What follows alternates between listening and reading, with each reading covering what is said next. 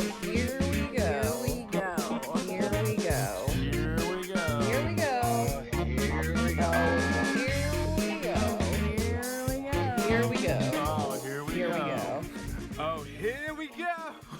Welcome back to the motherfucking podcast, guys. Hello. I'm Lacey. I'm Stephanie. And this is Here we go. And we're bringing on a ball of energy today. Wow. Yes. Yes. Y'all know Kira Kosarin?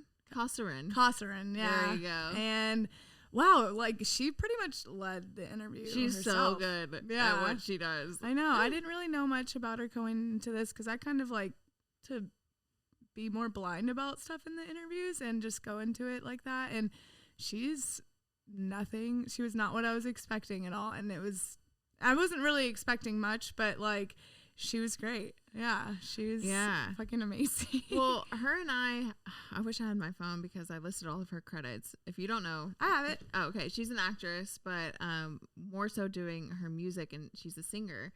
Songwriter, but her and I followed each other back in 2016, just on social media, I believe. Like, I knew of what she was doing. She saw me on America's Next Top Model, and we have been meeting to hang out all this time, but it just never happened. So I remember she had a billboard for her music in my neighborhood, and I was like, oh my God, I should ask her to be on the podcast. And so it ended up coming about, but yeah, anyways, you may know her from Shake It Up on Disney, but mainly because she was on the Thundermans on Nickelodeon for like 7 years, but she has all these other credits. Just list them. Okay, Shake It Up, School of Rock, Henry Danger, Nickelodeon Sizzling Summer Camp, Love Daily, My Dead Ex, Night Squad, All of the Washingtons, Good Trouble, Welcome to the Wayne, The Learners, Betch, Light as a Feather, and Super Cool. Yes, I am your current IMDb. Yeah. Yeah. And like, but now she's more focused on music, and it's really cool to just see someone transition out of Nickelodeon and come from a supportive family and just come from a background that we are not familiar with. Yeah. Have amazing, like, supportive.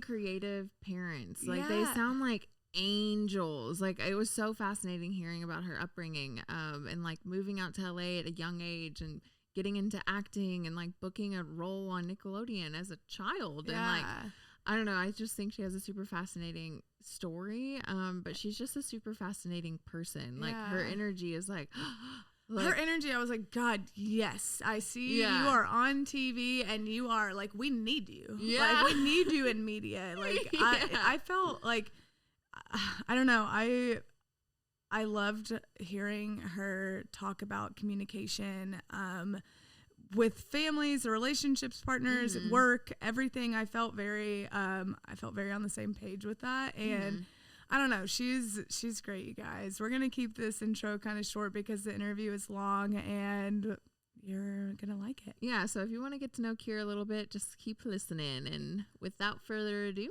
here we go.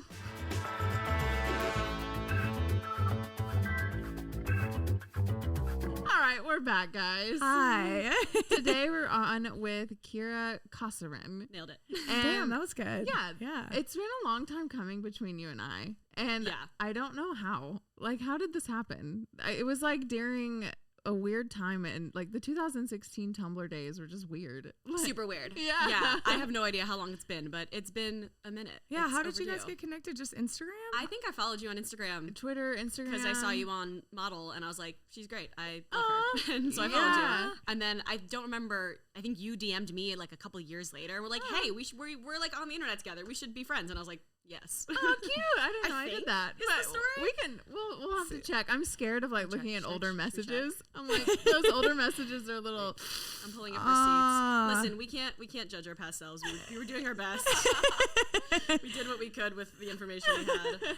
Well, so how old are you? Just turned 25 last week. Oh, great.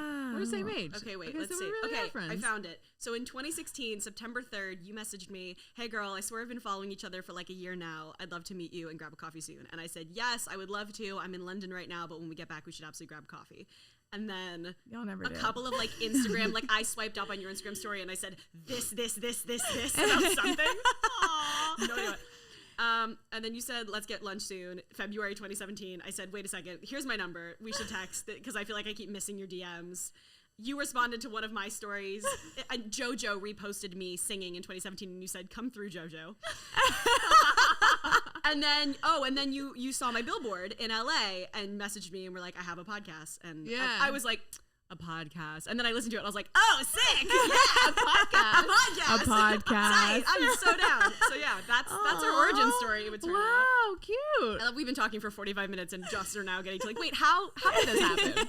Yeah, one of your billboards is like over in this neighborhood. I don't know if it's still up. It's not. Okay. What was it for? It was for my music. It was music.com did like a feature.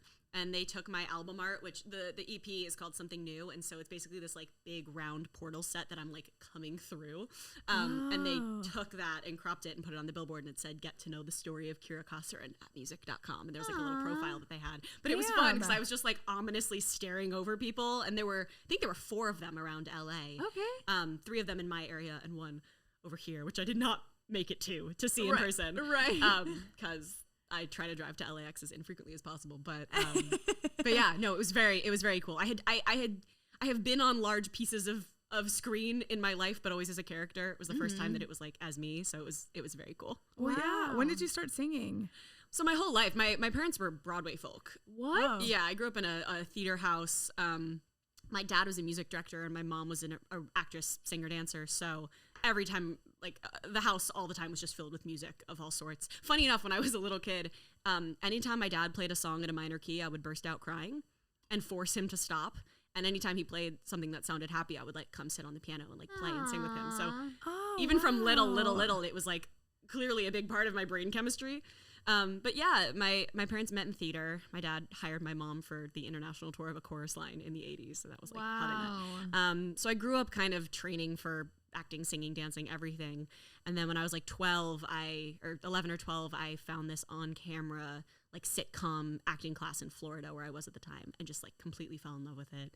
And I ended up coming out to LA for like a summer camp to try acting and doing classes and meeting casting directors and, you know, doing scene study and all of that, and just like loved it. And we moved here. Wow. So I was writing music and auditioning. And then when I was like 14, right before I turned 15, I booked this TV show that I worked on until I was 20, which we never knew at the beginning. We always just thought it was going to be like 7 episodes and then 10 more and then 12 more. And then all of a sudden I'm 20 years old and I've been in this contract and not legally allowed to put out music for years and years. Why wouldn't they let you put out music? I don't have a clear answer to that. They basically bought the rights to my music when I signed the deal at 14 years old, which I thought at 14 was going to mean that they were going to help me do music. Right. And either they didn't and it was a ruse to get my licensing, which I don't think it was. I think that at the time they saw that as a possibility, and then through a change of personnel, through change of network dynamics, at some point between when I signed that contract and when I was actually on the network, they decided that they didn't want their actors doing music, I guess, or they didn't want me doing music. I never really got a clear reason for it. I put out a song and they kind of were like, nope, cease and desist, you can't do that. And I was like, okay, I'll just wait. I probably could have fought harder if I wanted to, but I think I just was kind of like, I have a dream job. And I was busy too. I mean, they had us, I was working, you know, once I was of age, 12, 14 more hour days, plus banking school hours on the weekend when I was in school. So we were busy. I didn't have time. And at that point, music really was kind of my only hobby. It was kind of the only thing for just me. So I wasn't really in a huge rush to monetize it, truthfully. But yeah, so once I got out of that contract, you know, around 20 years old, I had been working on the show for 6 years. This is the Thundermans. This is the Thundermans, right? Yeah, this is on Nickelodeon, everyone. This is like kind of like what you are known for a lot of the time. Definitely. The girl in the blue spandex super suit, being an absolute dork. But yeah, once that show ended, you know, I graduated high school when I was young. I graduated when I was 16. And so by the time I'm 20, it's been 4 years. I've had to defer and decline college 3 times already. And I was kind of like, doesn't feel like the right moment to go to school. I think I have some avenues open in Hollywood, but I wasn't loving doing drama. I never really did. I always wanted to act for comedy. Oh, wow. and there really isn't any comedy when you're 20. You either play a kid on a Disney Nickelodeon show, or you have to wait till you're 40 to be on a network sitcom. That is a good point. Unless like there were a couple of key roles, like Bridget Mendler was on Undateable, and I was like, that would be amazing. Or like, you know, if you could be like the older daughter on a network sitcom, like maybe, but there really wasn't much for me. Oh, right. And so I was like, what do I do? I don't know what to do. And my dad was like, well, you've written how many albums that nobody's ever heard? Like you love music more than anything. Like do that. And I was like terrified because it was the last thing that was just for me. But that's what I chose to do. And so I started putting out music independently. I did like 2 EPs on my own. And then beginning of 2020, like top of the pandemic, I put an EP out called Songbird, and that was how Republic Records found me and signed me off of that. So now I've been navigating this new like major label world, which is like in some ways quite similar to how the process of navigating the network television world was, where there's just like a lot of unspoken truths and a lot of business stuff that I'm like figuring out as I go. But yeah, it's interesting. My life's not boring. I'll tell you that. Your parents are like the parents that I would like to be.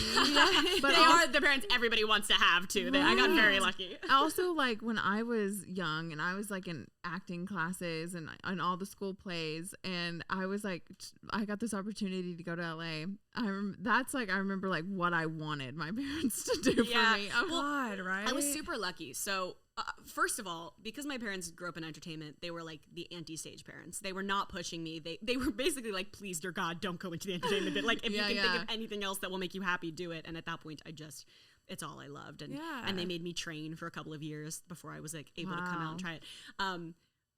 So I was right. They had seen a lot of kids play Annie and grow up and go crazy. And they were like, we don't want that for our daughter. So they did a great job. And also there were some timing things where we were living in Florida for a job that my dad had, because we're originally from New York and New Jersey. But my dad had this crazy freak accident and was like partially paralyzed and couldn't work anymore and had to like sell the company. And so we had no reason to be in Florida anymore, really, after 6 or 7 years. And my parents were kind of like, well, our best friends live in LA. Like, wow. Let's try it. So I got very lucky. Did you like living in Florida, especially with how it is now? I was young. I lived in South Florida. I lived in Boca Raton. Oh, where is that? Yeah, South Florida, like near Miami. It's basically where all of the like New Yorkers come to retire. Oh, okay. It's where Ariana Grande's family's from. She went to the same school in ballet school. That's like Boca's claim to fame now is Ariana and her family. But yeah, I mean, I loved it. It was warm. There were beaches. I had, a good time. I went to a great school, which I credit for a lot of my life and success. So shout out to Pinecrest Middle School in Boca. You guys really set me up. You really never hear that. No, yeah, like shout out to a middle school. Middle school. It was like a crazy college prep school where all of the kids were like, I remember like first day of American government class in 7th grade, they were like, so which Ivy League do you want to go to? Like, which, saying that out loud, like I respect and am grateful for the privilege that question was even asked in a 7th grade class. But yeah, well, because when I came out to LA, I went to a high school that basically was like a school for kids who were working full time. Wow. So it was kind of bare minimum, requirements. They have schools for that? They have one school like that I know of. Whoa. And so I kind of had to use my own like discipline to get through. But yeah, it was fun. If you can look back at my high school yearbook, and there are some characters in there because we were all like kids trying to make it in the industry. Whoa, that's so cool. That's like Victorious. Literally, except it was like Victorious, except it wasn't a performing arts school in that they didn't train us in performing arts. It was just we were all doing it, but like outside. So it was literally like math, science, English, history, and like one wheel class. It was like 8:45 to 1 p.m. That's it. The whole school was 100 people, K through 12. It was a weird high school experience. And then for 11th to 12th grade, I was on set for 3 weeks a month, and I would come to school on my one hiatus week. All my other classmates and coworkers and co-stars would just do like online school, so they could like do their own schedule. But I just didn't want to give up going to high school. Yeah. So, wow. Yeah. Was the Thundermans your first job? It was my first big job. Oh, okay. So let me think. I moved out when I was 12. Wow, yeah, I moved out when I was 12. God, I was a child. I moved out, sorry. Wow, I moved out here when I was 12, and turned 13 like immediately once I got here, and forgot the question. Was Thundermans like your first job? Thank you. So my first year here, I booked a Funny or Die skit starring Chloe Grace Moretz. Okay. And I remember those. And they gave me a scene with her, which got completely cut. Oh, no. And it was my first experience with Hollywood. I was still in it. I had like one line, but they had given me this. And then I did, I think it was another Funny or Die or college humor sketch, which also got scrubbed from the internet for being like politically incorrect. It was it was a parody of the Sacha Baron Cohen movie The Dictator, which like you can't parody Sacha Baron Cohen. Right. Like he's got the satire on lock. Let him do what he does. Yeah. So that got, I think, Oh my scrubbed God, as well. Funny or Die. Fuck. They don't do that anymore, right? I have no idea. I have no idea. They've probably evolved to short form content like everyone else. Right. But yeah, so those were like my first jobs. And then my first TV job was I had an under 5, it's called like a co-star role, which means under 5 lines on Shake It Up on Disney Channel. Aww. And that was cool because I knew of the show. Yeah. I had seen it before. My storyline was with the boys in the pizza shop. And I was so nervous. And I remember like watching that air in my parents' home at like 13 or 14 and being like, all right, I'm doing it. Let's go. But then for 2 years, I auditioned, and 12 times I went to network, which means final callbacks where it's between me and like one other actor or two other actor. And 12 times in a row, they picked the other one. Wow. I got this close for so long. Yeah, 2 years. And then finally it was the right one. And, you know, it was Jed Spingarn, who created the Thundermans, was just like willing to take a chance on a 14-year-old with barely any credits, which doesn't happen very often. So shout out Jed, I owe you everything. But I love that though. Like I like seeing fresh faces on things. Like I don't seeing the same person over and over again. I mean they bringing like sorry Daniel Radcliffe, but you are Harry Potter, and if I see you in anything else, I'm sorry. You're still Harry Potter. You know what's funny? I am like very much in that trap, which I think is part of why I wasn't booking for a while, because people just saw me so heavily branded as this character After the Thundermans? Wow. Wow. But I'm guilty of it too, because I'm the same exact way. Like if I see an actor who like was an iconic role, It's but I mean, hard. but you're in a better position because like I mean younger. I was a kid, yeah. and it was like a network versus like right? Harry Potter franchise. you Yeah, know, no. like- I let me make this clear on the record. I am not comparing my success to that of Sir Daniel Radcliffe. Sir Daniel nor Radcliffe. my charm or talent. What a little buddy. We love him. Well, but like, what made you want to do like comedy if your parents were so like Broadway? I like, was a fucking dork, dude. I mean, I still am. This is me toned down. Believe it or not. oh, I love it. I'm a cartoon character. When I came in, Lacey was like, "I love your energy. It's so grounded." I was like, "That is a concerted effort," because I'm like, that's how I overcompensate for being exhausted all the time. Did you ever think about going into like acting school or like for comedy? So what happened was, you know, I was a little cartoon character. And just a lot, basically. I was just a little kid who was very precocious and very encouraged and very confident. None of those things anymore. But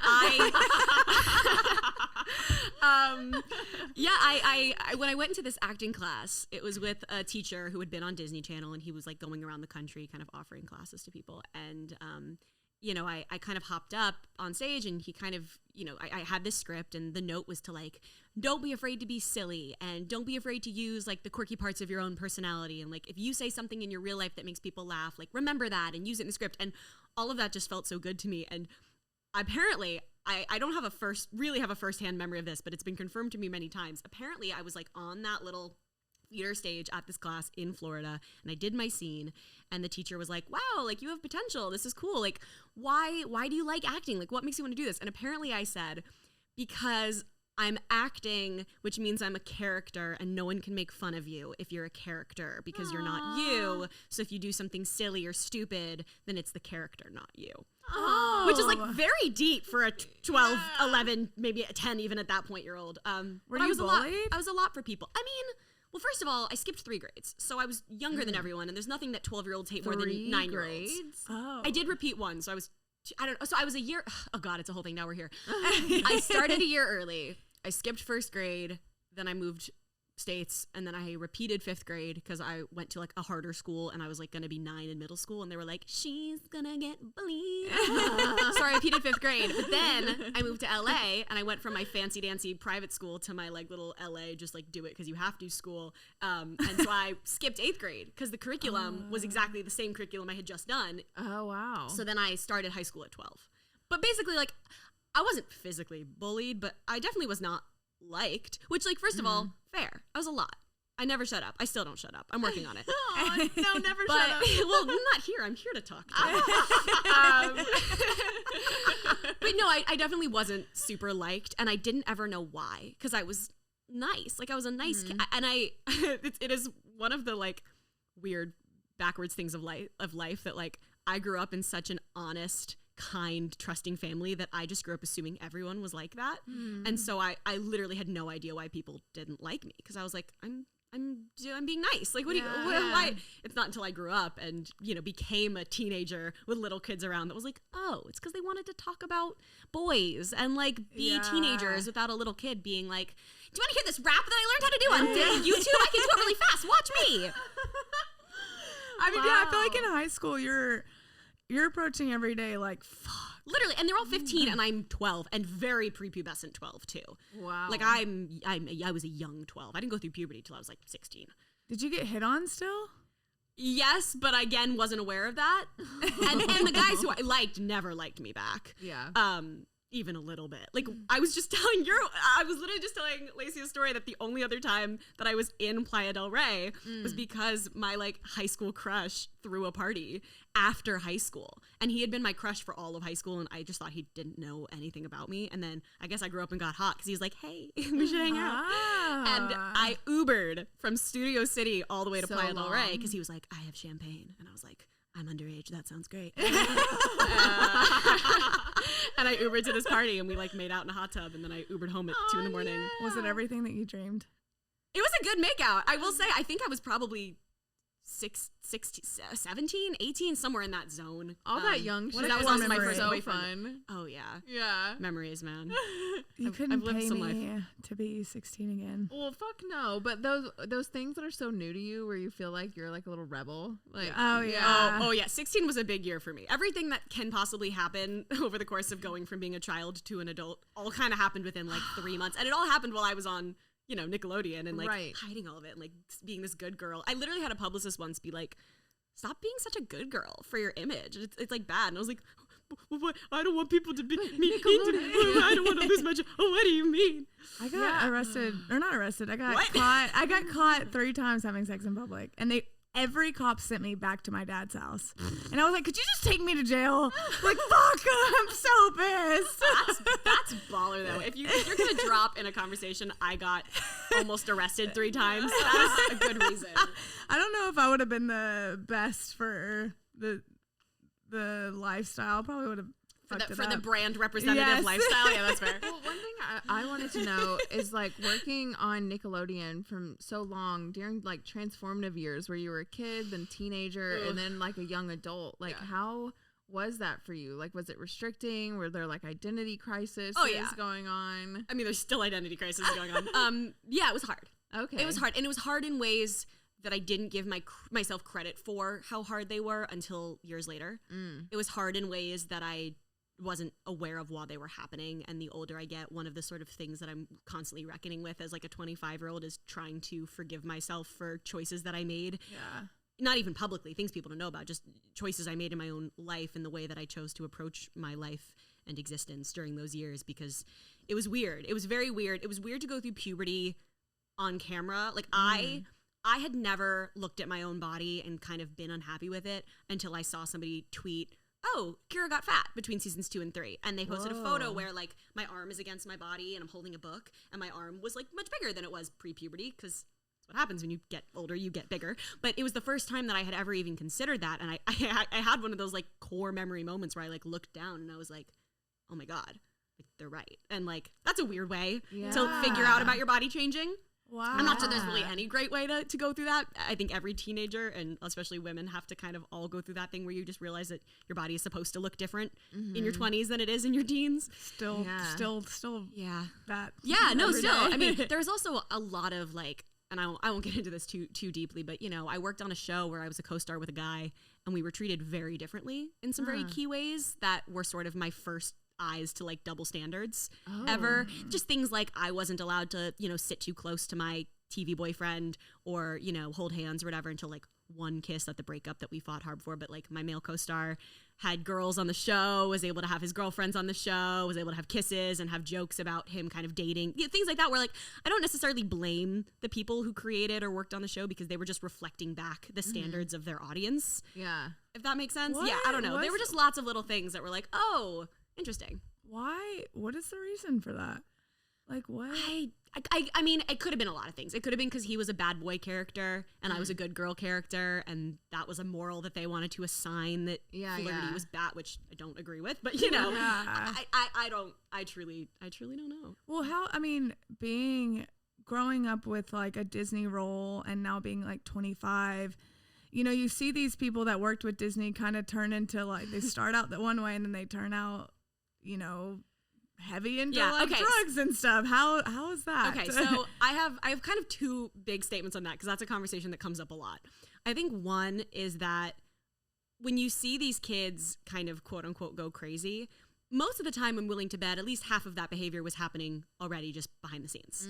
Like, it's not that they just completely changed. It's that you didn't see them getting high and having sex and you know, throwing up at a party because they were protected by the brand and making sure they didn't lose their job. And then once they're not on those networks anymore, they can share those things more freely. So I think that's part of it. You know, also a lot of times, you know, Zendaya has talked about this, like you play a character. Like you're playing what you know will work for that as a person. I'm saying like when you're playing yourself in those contexts, it is a version of yourself. And then the other one is I think that the restriction does get to you. I mean, I did it in my own, you know, mini way. When I finished the show, I had been writing music backstage for a really long time, and a lot of it was really sweet, pretty love songs, heartbreak songs, whatever. And when the show ended, I was just so truthfully sick and tired of being seen as a kid that I was going to do whatever it took to be seen as an adult. Wow. I just didn't have the balls to go full Miley Cyrus. But I put out an EP called Off Brand, literally because I was like, stop looking at me as this brand that doesn't feel authentic to me. And I basically backswung too hard the other direction. I put out this record that was very sexy. I put out a song that's like very explicit and was like wearing really sexy clothes. I desperately wanted to be taken seriously in that way and being seen as an adult. And I think that that's a big part of it. And then luckily for me, I figured out pretty quickly, like, okay, I don't think that this is actually me showing my most authentic self. I think that this is me being reactionary and backswinging. I had this whole kind of thing at 18 where I was like, okay, I think I'm not maybe actually representing myself right. Let me stop being afraid to be seen as young and happy and silly and goofy and just kind of try to find a middle ground. And I'm still trying to find a middle ground. Did that do well? Like, No, it didn't. No, it flopped. It totally flopped. The kids didn't know what to do with it, I think, because I was singing about really adult things and in a very like R&B. I was also, you know, I was trying to emulate the sound of the artists who I loved, which were like R&B artists, which like that also, I also was then 19, like, I don't want to be culturally appropriative. Like, this is not my genre to be doing. Like, I've just been trying to emulate the artists who I deeply respect and admire and love, but like, that's not my place. Let me just try to make music that's more authentic to me. But no, it didn't do great. It did do a little bit of what I wanted. Like, it brought some older people to my, you know, social media bubble, which was really nice. Not that I don't love the youngins. I don't know how many youngins are listening to a podcast right now. But if you are, props to you. That's fire. I feel like you have some diehard fans that are going to be listening, right? I have some good ones. And I have, you know, obviously there are a lot of them who just watch the show, and there are some who just know the music, but there are some who have like kind of been there from the beginning and supported me through a transition that was and still is really hard to make. And so those are the ones that, you know, are really close to my heart. Well, about the being like culturally appropriating in music, I was talking about this with my boyfriend, who we were talking about Elvis and how the situation with him, like, he is, you know, famous for like a type of music that he did not start, but that he was inspired by. And I was just like, you know, does music have a color? Like, why? Well, I mean, first of all, like, there is basically no music that didn't originate or be made better by Black Americans. Like, that just is what most culture, like, most culture, that is the case. And so, I don't know, man. It's such a gray area. Because then I was like, well, if he, as much as it like sucked that he was given the platform and not somebody else, I'm like, if that type of if what's important is sharing the music and getting it out there, and if somebody was able to do it to now provide some of the biggest artists in the world Yeah. are people of color, you know? I'm like, what? Because I'm like, then how do you feel about Eminem, who's rapping and he's white, I you know? have mixed feelings about that too. Yeah. It's also, I think, not my place to decide what's No, okay no, and what's right. not. I feel like all we can do is kind of try to keep the conversation open and try to approach everything with as much like respect and credit where credit is due as possible. But Yeah. I don't know. If I had the answer, I would have tweeted it a long time ago. Like, here's how we solve racism. Yeah. I don't, unfortunately. Well, how do you handle I'm your trying social to. media and stuff? It's changed over the years. I started by kind of just staying out of things. Actually, that's not even really true. I kind of did to an extent, but I'm very passionate about the things I believe in. I've always been very, very vocal about, you know, the things that are important to me, about, you know, allyship and equal rights and all that good shit. Definitely during 2020, I got very loud because it felt Same. important too. And it felt like if not now, then when. Right. It felt like people were open to having those conversations.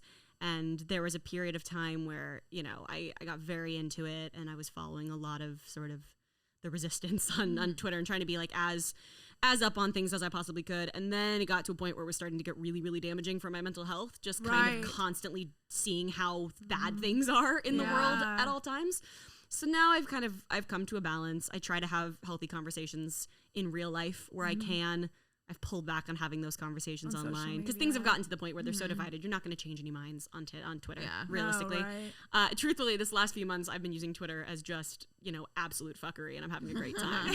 I'm just posting whatever makes me giggle, and I'm not scrolling anymore. I'm just kind of like, I have 2 meme pages that post funny little things, and I go, yes, that's a funny little thing. That little character you drew, she makes me giggle. You get it. Cute. I mean, my would you life consider now. yourself like a highly sensitive person? Oh yeah. Yeah. Oh yeah. I have a very thin skin, and more as I've gotten older. Again, I think that's one of the negatives of having grown up in such a like loving, supportive household is that like I'm not a very tough person. I think that there were periods of time where I was. Oh, interesting. People ask me like, how did I get through all the rejection like in those years where I was auditioning? And it's funny because to me it didn't really feel like rejection because I loved auditioning. Like that was the job for me. Right. So I didn't care if I booked it or not. I was 12 making adults laugh. That is all an only child wants. Like I was thrilled. So it didn't feel like rejection. And because it wasn't preying on things I was already insecure about. That's where it gets hard. Now as an adult, when people jab you in a spot that you already are sensitive about, I don't know how anybody gets through that. You have actually I do. You have to have a support system at home of people who actually know you, who can remind you that that's all not real. And I do. I'm very lucky. I've got a partner, I've got a family, I've got friends who can kind of be like, no, that's ridiculous. This person doesn't know you. Or, yeah, sure, maybe that is true, but that doesn't mean that this person deserves to make a judgment call on you because they don't know you, you know. I didn't even think about that. Like growing up in a supportive household. Being a negative? Well, yeah, like, I mean, our skin. parents are like divorced. We have like all this like trauma, and you have to get. You have to grow yourself. You have to grow up by yourself, pretty much, and it's traumatizing. I feel like Don't get me wrong, I got my own traumas in the backpack, but yes, I hear you. But it's just I that's feel really like I interesting. tinker between tough and thin skin. I think I do too, actually. Yeah. Well, because it depends on, I mean, it depends on a lot of things. It depends on my hormones for one. Like it depends on how my mental health is at any given moment. Like that's a big one. I'm very sensitive. But I mean, I'm also a Pisces, so that's a lot of it. What are too. you? I'm a Libra. Okay. Non-confrontational as heck. Oh, Really? wow. Yeah. Wow. I like balance. I like everyone to be happy. I like everybody like my form of conflict resolution is like, okay, let's all be really nice and figure this out so everyone's good. Like everybody we're gonna handle this right now. Like I don't get angry. I don't get like mean, but I get very uneasy when people aren't like happy with each other. Or if literally this whole EP that I'm writing right now for next year's project is all about just like my own anxiety and interpersonal relationships because I'm either really, really, really good at them. In fact, I'm really, really good, I think, at interpersonal relationships when someone is also communicating with me because I can communicate my way through anything. Yeah. It's when someone stops communicating that I spiral. Yes, same. If someone doesn't email me back, I'm like, it's because I did something wrong. It's because I shouldn't have asked you. It's because I emailed you at the wrong time. It's because you hate me. It's because you think I'm not talented. It's because the label's going to drop me. Like, I just assume the worst. My rising's a Libra, and I resonate with this Wow. so much. Yeah, Stephanie can't handle when people don't respond to We her. have like a rule now, because she used to take like a couple days to respond in an Like, argument. if it was an argument, yeah. And now I'm like, okay, we need like a 20 to 30 minute rule where like we are calmed down and then we respond to each other. It's hard though. It's hard when people have different communication styles. I mean, one of my best friends is in one of those relationships right now where she likes to communicate and her partner likes to take space in order to make sure that the reactions are appropriate and healthy. That's what I would do. Yeah, exactly. Yeah. Like, and my mom is the same way. Well, listen, my parents are the same way. Like, my dad was like, we need to talk now, and my mom's like, I'm gonna scream at you if I talk now. Give me an hour. Wow. Okay. I think it's common. I think both ways are valid.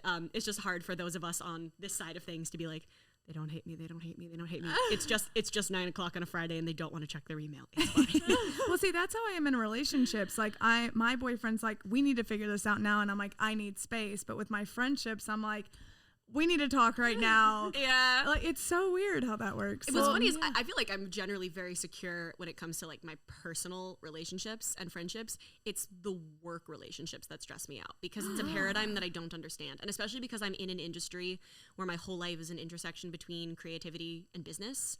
It makes things very messy. You know, I'll go into a session with a stranger, tell them my deepest, darkest secrets, get really close with them, work on this project, and then I leave. And then the next thing that has to happen, if the song's going to come out, is transferring of files, but they can't do that until a deal is signed, and now there are managers involved in negotiations, and all of a sudden there's like this other paradigm. And like even my creative team that I work with, like I'm sending mood boards back and forth. I'm sending ideas that I'm having at 1 a.m., but it's also a business, and I'm trying not to bother people on their weekends, and I'm trying to like find that intersection and that work-life balance line is so weird. And yeah, those are the relationships that like really stress me. I mean, my poor boyfriend he's an absolute godsend. Every email I send, I'm like, is this okay? and I'm very good at it, I think, but I'm still like, is this okay? Please tell me this is okay. And usually he's like, yes, what are you talking about? This is totally fine. And every once in a while he's like, no, you're talking to that person like a friend when they should be a business. Or like, oh no, you just sent a business email to someone who's known you for 15 years. Yeah. Make it casual, you're fine. I'm like, okay, right, I'm overthinking it. One of my managers last night on the phone told me, he was, because I needed to send this email to someone. He was like, and cut the nice bullshit. He was like, you were too nice. He was like, Lacey, this is business. You ever try sending an email like a man? It's terrifying and empowering. No more exclamation points, ladies.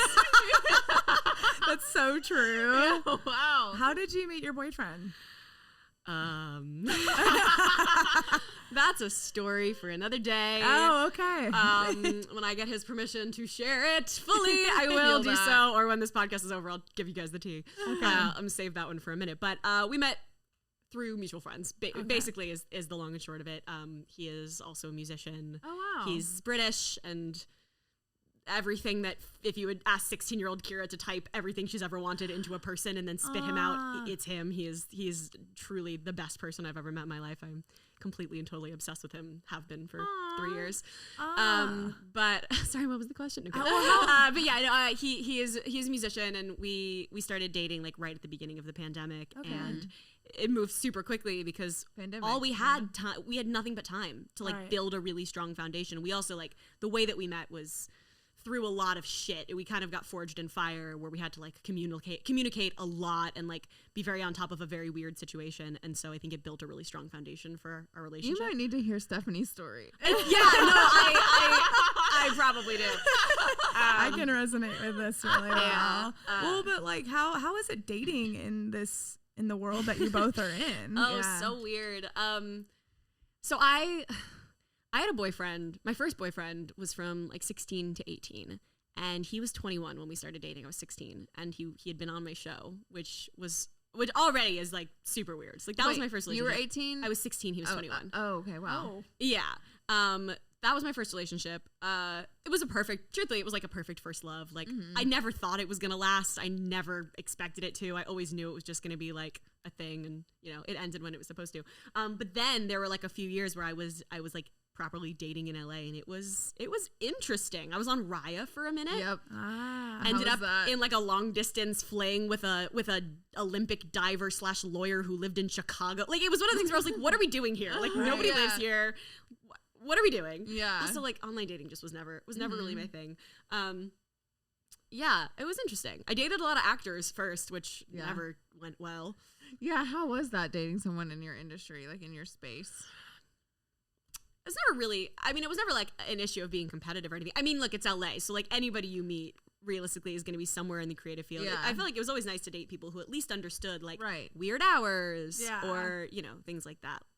But like even yeah. like now, like with where you're at, even with like fame, whether it's him and you, social media, jealousy, time, distance, how is all that balancing all of that? Or are you guys together all the time? yeah, we don't ever leave each other. I miss him right now. No, I mean, there's no jealousy in our relationship whatsoever. There never has been. Like, he communicates with his exes, I communicate with mine. We're all friends. We're all very happy. Like, because we trust each other. Like, Yeah. what's he gonna do? You know what I mean? Like, I literally would put my beating heart in this man's hands, and I think he the same. So Wow, I'm cute. truly not worried about anything like that. In terms of like social media, you know, we waited like a couple of months before I kind of put him anywhere near my social media because he just was not very online. And, you know, I tried to kind of tell him the implications of like, hey, you're going to have 9-year-olds up in your business. Like, are you prepared for that? And he's just unfazed. Like, he's just such a like, laid back isn't the right word because he's brilliant and very on top of things. He's not go with the flow necessarily, but he's just very like confident and stable. Yeah. And he just was kind of like, this is your world. If it's your world, I'm ready for it. I'll be as involved in it as you want me to, or as not involved as you want me to, and you know, whatever you want. That was so cute. That was a great way to handle that, boyfriend. Yeah. He's perfect, dude. Does he help with songwriting? Yeah, absolutely. So he co-wrote and produced my song Parachute on my last EP. So he's a he's a film composer by trade. Oh, nice. I'm laughing because I'm like, should I fast? Like, what he wants me to talk about? He was a film composer by study, like ever since he was really little, just really, really talented. And then he ended up, after he graduated for film studies, came out to LA and the world shut down and there was no film, and he was living with a bunch of pop producers and was kind of like, what's that like? And started doing pop production and was just incredible at it because he's also got the like emotional heart of cinematic scoring and he's also got the technical know-how of someone who just likes to learn how to do shit and is just really smart. I mean, this man does like orbital mechanics for fun like I'll come home and he's just like scribbling in a notebook and just like doing math or like studying 12 languages. I know it's stupid. I love him so much. It's fun because now I am also back in my little studious world. I'm studying like a few languages. Yeah. Like but there was a reason I started on this tangent. He helps you with songwriting. Yes, I can just talk about him forever. Sorry, it's so stupid. I'm so in love. That's why I wrote a whole album a whole EP about being in love with him. Aww. But yeah, so during the pandemic, I had been writing a bunch on my own. I'd gone back to like solo songwriting after doing a lot of what we call speed dating, where you're just like producer after producer after producer. I went back to being alone because the pandemic and Zoom sessions are a nightmare. And I had written a bunch, and my new A&R, who I just like signed on with at Republic, was like, hey, send me all your new demos. And I was like, I haven't recorded anything. It's all just in my head because I wasn't in sessions. Yeah. And so he helped engineer for me. He helped me record all my demos. And then one day I was writing a song on the balcony. This is before we lived together. And I sent him a video of it. And he didn't reply for like an hour. I was like, should I not have done that? And then he replied back and he had orchestrated the song. He had produced and sent back the song. And it was incredible. And I was like, oh, okay. So you need to do this song now. And it didn't end up making the record. But yeah, so we were working together pretty heavily for a minute. And then once the world started back up again, you know, I'm out with other people again. He's working on his own stuff now and he's producing for some other artists. And it gives us stuff to talk about at dinner at the end of the day to do things with other people. So it works out well. But yeah, there was a period where we were very much in the studio together. It was cute. I can't fucking make a song. Like, I just can't even understand how someone does that. Have you always been songwriting? Yeah. So, I mean, I this is just one of those things where I'm just lucky. My dad taught me like songwriting structure when I was like 5. He was like, you know, verse, pre-chorus, bridge, chorus, maybe down chorus, final chorus, whatever. Like I knew that when I was young. So having that structure was really helpful. To just kind of start writing whatever came to mind and then decide what section it was and then just kind of build from there. And I had like learned other little tips over the course of just, you know, looking things up on YouTube of like, if the verse starts on the downbeat, then make the pre start on beat 2, so it's different. And like, here's how to use a bigger range. Like, I was just YouTubing shit basically. But yeah, I started writing like as my diary. I've never had a journal. I've just always written music since I was little. Wow. Because I was an only child with a lot of thoughts. I was a very self-aware kid. Yeah. Well, how do you feel about songwriters that kind of approach songs like poetry, like Lana Del Rey, and like I guess even Taylor Swift? Sure. Yeah. Phoebe Bridgers. Yeah. Yeah. Well, I'm not as familiar with. That's okay. Yeah. Don't worry about but yeah. But like, how do you? I mean, as far as like structure like that, or how do you approach songwriting? I guess. It's changed over the years, and I feel like there's no one right way to do it. When I started, it was kind of a way for me to figure out my own feelings. Like, it was kind of my therapy. You know, like Olivia Rodrigo has she said, like, when something is going wrong, I consult the piano before I consult my friends. And I was very much that same way for a long time, where sometimes I wouldn't even really know how I felt about a situation until I started writing about it.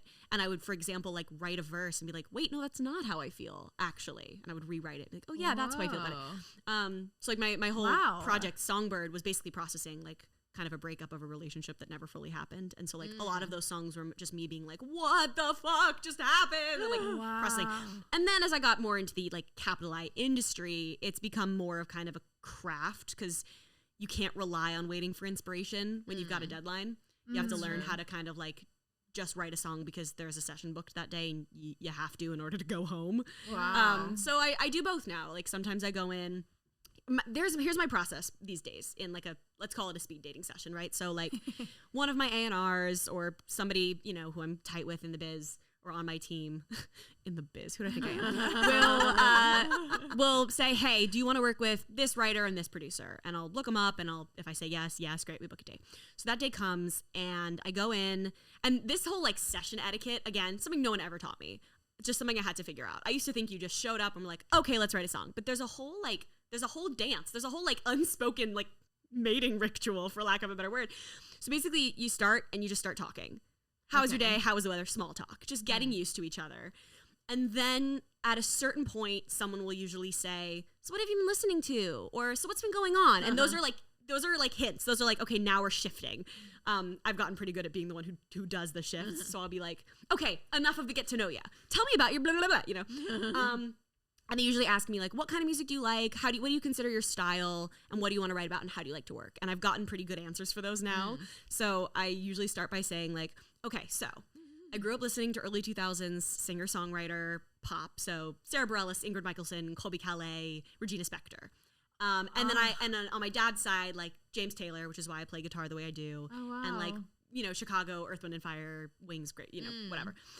Then I listened to nothing but R&B for my teenage years. So I like riffy vocals. I like interesting jazz harmony chord clusters. And then I listened to a lot of hip hop and EDM. So I like sparkly, ear candy sounds, modern production. On this project, I'm working with organic drum sounds plus ear candy. And I like to start with an indie sounding electric guitar. So like that's my spiel that I do in basically every session. And for the most part, usually then what happens is the producer goes, got it. And then they just start boop, boop, booping. Or I'll play them a few songs if I'm like right now I have like 6 songs that I already know are going on the project. And so I'll play them 3 of them that feel right that day. But yeah, so that's my first spiel.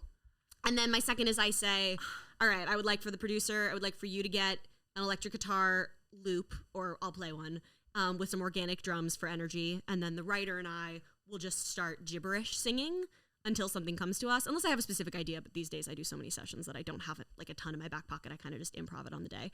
We just kind of gibberish until like a word comes out. And then I'll be like, oh, I know what this is about. This actually relates to this thing that happened to me. Okay, here's what we're writing about. And then we write a song. And then we write it kind of in any order. We write it until the song is done. Then I hop on the mic and record it. Usually I'll then sit down and I'll comp my vocals. So I'll take all of the takes that I did in each section and I'll take each little bits of each word that sound right and I'll paste together a full vocal take, smooth out all the transitions and stuff. Usually have the producer put it through like a vocal chain that they like, unless I'm at home. And then I get on the mic and do harmonies, which usually takes a couple hours. And that whole process for me, I like 1 o'clock sessions. So usually I get there at 1, we talk till 2:15, we start making sounds at 2:30, songs usually done being written around 4. I usually edit vocals till 5 and then do harmonies until 7, and then we all go home and have our evenings. And the song is done. And then I get a bounce the next day, and then usually it's pretty close, unless it's one of those songs that I have to do 85 versions of that just is like impossible to crack. But yeah, that's in the best case scenario, That's usually the process. And a lot of times it kind of stays that way. I try to make edits later, but I feel like there's just a magic on the day sometimes. It's like taking your first selfie. It's always the first selfie that pretty much works out the best. The first take, It's so funny. Yeah, I definitely am very much of the mind that like a lot of times the first idea is the best one. And even if it's not, it's the best because it's the first one. Don't overthink it yet. Because I feel like a song, it's 2.5 minutes. I want it to feel like one continuous idea. And if you keep like adding, I like a whole song to also kind of come together at once. So I kind of tend to write various pieces. It's hard to explain. It's really, a lot of songwriter friends and I kind of describe it as like, it feels like pulling things out of the air. Like they're all kind of in there. And then you just kind of go, oh, I want this one. I want this one. Oh, no, that one's not right. I want this one. It just kind of like is there. That's crazy. You sounds like song so quickly. Witch magic when I say it, but Do you have like a different persona when it comes to being a singer and on stage compared to who this person is? I feel like every version of me in every scenario in my life is a persona of some sort. Because some people have like this like. No, I definitely don't play a character. Okay. I don't play a character on stage. I think partially because music is the one place in my life that I'm allowed to be myself after playing characters for so long. But yeah, there's definitely a character, you know, there's a confidence on stage. When I wrote my first EP, I did play a character. This is so cringy, but it's 2018. I called her Bad Bitch Kira. Was this like the sexy? This was the sexy off-brand era where basically I took the sexiest, most confident part of my personality and tried to just be led by that. But that ended up being hit or miss because some nights I did feel pretty good and I could use that to feel even better, but some nights I felt so far away from that being on stage felt like lying. Yeah. And that still happens sometimes, but now I think my persona is much more kind of authentic. I just can't keep track. Like I can't keep track of a character. Like if I had to think about every answer I gave and every choice I made, it would just be too hard. So I kind of try to just do everything as me as much as possible. Yeah. Wow. But yeah, I think there's definitely a bit of a persona there. Are you still doing acting? Is that something that you are putting for the future? Like what's going on with that? I haven't really told people this. So I officially stopped auditioning like a year and a half ago. Wow. I was doing a lot of self-tapes and, you know, during the pandemic, it was sitting at home, finding someone to read with, sending a video into the void, rearranging your schedule. It's a void. Spending hours on something and then just literally never hearing about it again. Or getting a callback, but you don't really have callbacks with self-tapes. When you go in the room, if they like you, they bring you back. But in the world of self-tapes, if they like you, they just send your tape to the next round. And then they send your tape to the next round. So you don't get a chance to like take adjustments really. No. You don't get a chance to ask people and feel people's energy in the room. Right. Energy is so important. So like important. A lot of the times, my favorite part. People get jobs based on their energy. Harry Styles. Yeah. Have you seen that? Have you seen that clip that has been circulating this past week? Don't Worry, Darling? No. Of no. Harry, That's like in the next song. Harry Styles' audition for which show was he on? X Factor, Mexico Talent, one of them. Okay. It was his audition, like before Simon Cowell put him in One Direction. Oh. And he like sings in the wrong key. It's like very shaky, but he's just so damn charming. Like he's just he's just clearly a star. And it's such a fun thing to see because it kind of is such a great example of like those moments where it's just the person. If he had just sent an audition of him singing, who knows? I mean, he's Harry Styles, so he probably would have worked it out. But like, you know, that in the room chemistry is so important. And I just had that taken. And that was the last thing I was really enjoying. So I stopped auditioning because it was just causing me a lot of stress and anxiety about my life and my day-to-day and my schedule. I was so scared to walk away from it because I felt like I have this huge opportunity that so many people would die for and I'm not taking advantage of it, and how dare I walk away from it? And then I kind of took that and I was like, well, wait a second. If there are other people who want this so much more than I do right now, let them have those roles. Because first of all, they're working harder at them. You know, I was learning auditions in the studio, making songs I was really excited about, and it's hard to really split your focus properly. So I was really scared to walk away. I first started by telling my team, like, only comedy, no more drama for a while. Actually, I first started by saying, stop sending me a script where I either have to die or have sex in the scene, because I'm just tired of having to like figure that out in auditions, truthfully. Like, you trying to die on camera in your 1-bedroom apartment. Like, blah. Like, what? Or a sex scene? What? Oh, yeah. Oh, God. How would you do? Have you as a filmed a woman? sex How scene? would? There was one scene. Oh, God. If any of my young kids are listening, maybe just skip like 60 seconds Put it or on whatever. mute. Yeah. Put it on mute. But yeah, I had this scene, and in the scene, she was like saying goodbye to her partner who's like about to go to war, and they get into this argument. In the middle of the argument, the script's like he bends her over, pulls on her, like it was like a kind of non-consensual moment in the script. Oh, and at this point, this is going to be so awkward to say, but at this point my dad was my scene partner. And I was like, I don't know how to do this. No. Yeah, and it was we just kind of were like, okay. He was like, would you be comfortable doing this in the movie if you got cast? And I was like, I don't know, but I think so if it were handled appropriately. He was like, okay. Obviously, we're not going to do it in the rehearsal, but like this is up to you, And I was like, okay, I don't know. I'm going to work out some physicality that makes sense, and like I'll ask them when I get in the room. And luckily, this was an audition that was in the room because this was a while ago. I was of age, but this was a while ago, and I got into the room and they were like, "Hey, so we're just going to do the audition like up until that moment." And I was like, "You couldn't have sent that in the fucking email." Like,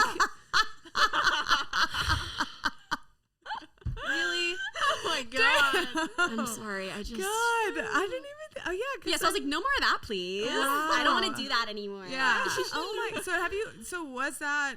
Did you have to end up going through with that role? Did you have to? Film No, a sex I didn't book it. scene? Oh, okay. Because we haven't asked a woman about a sex scene. Yet. I haven't done a sex scene. I have done a pretty nude scene. I was not seen, but I was pretty naked on set. I guest starred on a freeform show called Good Trouble, which is like the spin-off of The Fosters. Yeah. And in the scene, basically, there's like a character on the show who's like in his like early 30s. I think he's like 34 or something. And the whole kind of joke of it is that he's like kind of going through clearly some sort of a midlife kind of crisis, and he like he brings home this like 23-year-old, this like floaty, free-spirited girl named Aria, and I'm just kind of like, hi. Yeah, that was me, and I booked that role. And like the whole joke of it is that like two of the girls who live there, their moms come to like visit, and I happen to be in this apartment just being an idiot and like making things very awkward. And there's this one scene where the moms walk into like the big shared bathroom that everyone is in, and like I step out of the shower and like I'm naked. I'm wearing like little pasties and a tiny little thong, and they basically shoot me naked down the back, and then I like grab a towel and I just kind of hold it like just enough to like cover my nipples and nothing else. And then the 34-year-old man gets out of the shower too, and everyone's like, oh, awkward, and I'm just oblivious. I'm just like, hi moms, I'm Aria, nice to meet you. So it was all very funny. It wasn't like a sexual contact. And then I accidentally get everybody in the house high with pop brownies. It was a very fun episode to shoot, and a really cool show to be on. Beautiful set too. Great actors. Maya and Sarah are great. But anyway, yeah. So that was my first experience with something like that. And I was very lucky. It was one of the sets where they were very like aware, respectful, making sure that I was okay. Like, and he was also like really lovely. We're still friends. Like, he's just absolutely the loveliest man, and was like wouldn't like look at me even for a moment between takes, like completely gave me my preference. And listen, I'm a dancer. I've been naked backstage so many times. I've had to change. I've had to quick change. I was a ballerina, for God's sake. Like, and I also grew up in a very like body positive household. So like I kind of don't really care who sees me naked, but everybody was very, very respectful. Honestly, the worst part of it was I was just freezing because I had to be wet for the whole scene, because every take, it takes 5 hours to shoot a scene, whatever. Every take I have to get out. My hair is wet. And so I'm just like standing there, like shaking in my little like pasties. It was, I also, since I'm telling this story, got in a car accident on the way to set. Oh no, my tire exploded. Oh, what? On the way to set that morning. Excuse me. And it was my first day of filming. And I had like a 6 a.m. call time, and it was 108 degrees, and the set was in Santa Clarita, and my tire just exploded on the way to work. Oh my God. And I was like, oh my God, it's my first day. I have to go be naked. It's 6 a.m. What is happening? It was just what happens when that happens? Well, luckily, I'm chronically early to everything all the time because I know things like that happen, and so I was still early because I had my God. left myself time, and because my superhero dad Ubered to where I was, and then drove waited with my car and called AAA, and they fixed my car. Wow. But I made it, and I like Ubered to set, or I might have even just taken his car. I think that's what happened. He came in his car, I got in his car and drove to set, and he stayed with my car to get it to get it fixed. They say leave early enough to where if you get in a wreck, you can still make it to work. Literally, but I got there and I was like, hi everybody. I'm a little frazzled at the moment. Everyone was like, Kira, calm down. Was that your first like kind of risque role leaving Nickelodeon? Yeah. How did you receive any like weirdness? No, I'm on a lot of websites, as I'm sure you are, that I wish I weren't. Yeah. Like, it's like, all right, I didn't consent for you to use that photo in that way, but like, I just had a lawyer take all of those down. oh wow, Like congrats. he sent me stats. There was like 1,400 websites that my photos were being used on, and he removed them all. Wow. I had a really interesting one recently where somebody on my team at the label was like, hey, we just went to set Kira up a Discord server and realized that there's like some really scary stuff there, and like we don't know how to approach it because we don't want to freak Kira out, but like we need to like try to get rid of it. And he kind of like called my dad and was like, what do we do? And my dad was like, it's okay. She knows. It's been there for a really long time. But people have, I don't even know if I should talk about this. Like, please don't look this up if you're there. But people have photoshopped my face onto adult bodies doing adult things. And a lot of those pictures of my face, I'm underage. Wow. And they like, it's like a red carpet picture of me at 16. And like, those freak me out. Wow. Because it's, people are people are awful. Wait, okay. As a child, I know there's like laws. Well, there's a lot. Yeah. Well, no, there's a lot of weird like predatory type of people that like obsess over children. Did you have to deal with any of that? If I did, I was never super. Well, first of all, my dad is he's the softest, sweetest man in the world, but he's scary if he wants to be. Mm-hmm. And he was never far from me. He never left me on my own. So like anyone who knew me personally knew my dad and wasn't gonna like. Well, even on the internet, I was protected on the internet. Yeah. But like, what can you do? Yeah. Right. Guys would post really creepy, a picture of me that they're using in a situation that I wish that they weren't. And they would send me a photo of that situation, things like that, which, would freak me out. And I would go, and then, what can you do? Like go to therapy and like move on. And that's kind of what I did. I guess when you're I basically just tried to remember, like, I am a body to them. Like, this is not, they don't know me. They don't know my personality. This is not something that I was actually involved in. Like, I just would try to remind myself, like, this is a character that they have made up in their head that they're putting in this scenario. It's not me. Yeah. Which is easier said than done. But I think that was kind of my defense mechanism to be like, this is not me. They don't know me. Did you have any kind of like dissociation? I guess. Okay. I know. We've received some pics that I'm anyway. I don't want to give these creeps any more attention. Let's move on. Yeah. But did you have kind of any like rules that you had to follow? For being on Nickelodeon? Yeah. So we had something called media training at the very beginning. And it was good. I mean, for the most part, it was them kind of being like, "Hey, you're going to be a public person on the internet." It was mostly like, "Here's how to post. Here's how to hashtag." So it was kind of like slight social media training.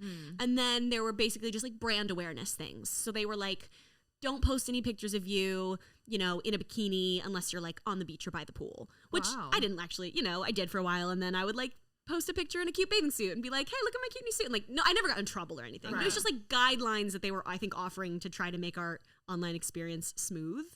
But yes, that was one of them, was like, don't try not to wear like lingerie or a bikini unless you're like in an appropriate environment for that. I think they said, like, don't interact if somebody is being creepy or rude or scary or whatever. What they didn't prepare me for, this is interesting. I, like at the beginning of being kind of, having a lot of eyes on me in a social media sense, kind of interacting with the public, there was a period of time where I would reply to everything because I was like, oh, how lucky am I? Like, people want to talk to me, and like, I don't want to leave people on red. And people would like DM me, and I would respond. And there was also a period of time.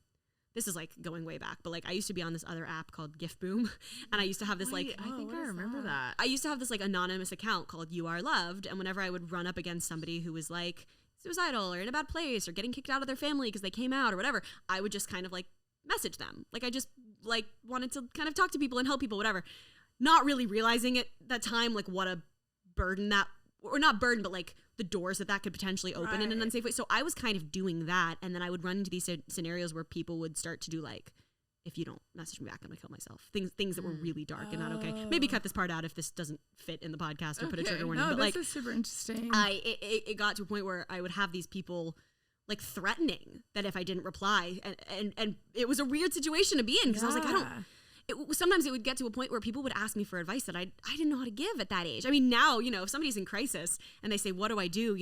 I can't come out. My parents are unsafe. I go, you call a Trevor Project, you call the suicide hotline, you reach out to a friend or family who knows your situation, who you can trust, who can be a safe ally for you. Like, now I know what to say, but I didn't back then. And people would ask me things and I'd be like, I don't want to give the wrong advice to somebody who's clearly in a bad place. And like, it just became too much. And I just realized that I took on a responsibility that I wasn't like ready for yet. So I don't know, maybe cut that whole portion out, but that's an interesting. No, that's super interesting. And like that being happened. a sensitive person, I get that. Like I would want to be the person that you want to help everybody, like Lacey had to deal with a situation where she was sent to a mental hospital by her boyfriend because I saw you posted about this. First of all, I'm so sorry. Second of all, what the fuck? See, and it's just like, who do I need to punch?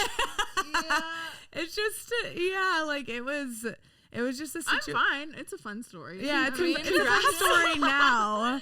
But like it's just people don't give. It's like one of those situations where we are not ever equipped.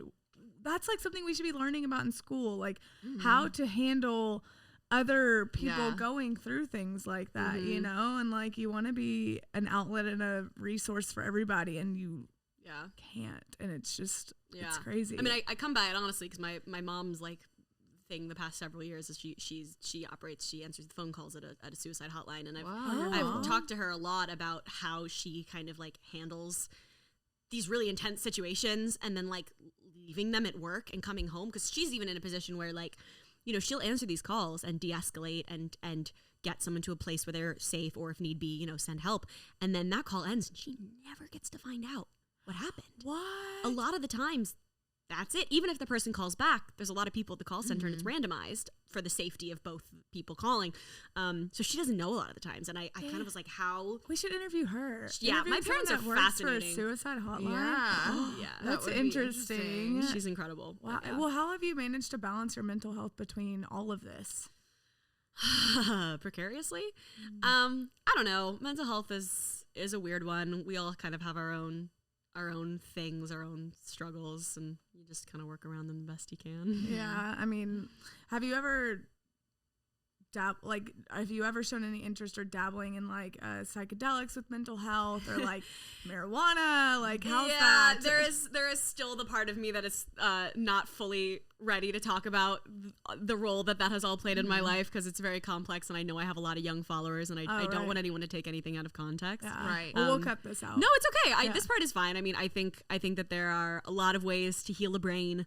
And I would like to remove the stigma from a lot of the ones that are there. I think psychedelics, I think marijuana in various different ways can do a lot of great things, can do a lot of damage. Right. I think it's like anything else. It's like food. It's like love. Like it all depends on your framework and your context. So true. And those around you. Yeah, I think that we need vices as humans. And I think that also the earth has some incredible tools that we can use, but it's got to be safe, and it's got to be with intention, and it's got to be with people around you who you can trust. And all of the experience that I have had in my life with any sort of drug, my parents knew what I was doing, where I was, what my intention was. I knew that if something went wrong, or if I thought I was gonna die, whatever, like I had people who were there for me. There was always somebody sober around. There was always if it was intense psychedelics, whatever, I have a journal and a reason for it and things I'm doing.